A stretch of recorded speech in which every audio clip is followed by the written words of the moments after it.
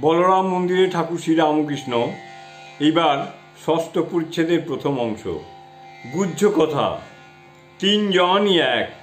বলরামের বাড়ির বৈঠকখানায় পশ্চিম পার্শ্বের ঘরে ঠাকুর বিশ্রাম করিতেছেন। নিদ্রা যাইবেন। গনুর মার বাড়ি হইতে ফিরিয়া অনেক রাত হইয়া গিয়াছে।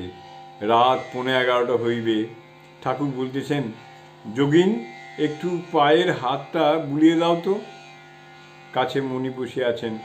যোগিন পায়ে হাত বুলাইয়া দিতেছেন। এমন সময় ঠাকুর বলিতেছেন, আমার খিদে পেয়েছে, একটু সুজি খাবো। ব্রাহ্মণী সঙ্গে সঙ্গে এখানেও আসিয়াছেন। ব্রাহ্মণীর ভাইটি বেশ বাঁয়া তবলা বাজাইতে পারেন।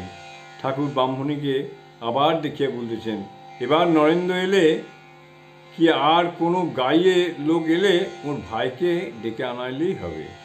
ঠাকুর একটু সুজি খাইলেন। ক্রমে যোগিন ইত্যাদি ভক্তেরা ঘর হইতে চলিয়া গেলেন। মণি ঠাকুরের পায়ে হাত বুলাইতেছেন।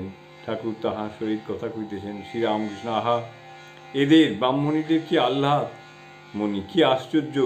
যীশুখ্রিস্টের সময় ঠিক এইরকম হয়েছিল।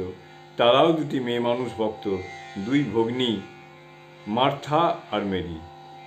শ্রীরামকৃষ্ণ উৎসুক হইয়া, তাদের গল্প কি বলতো?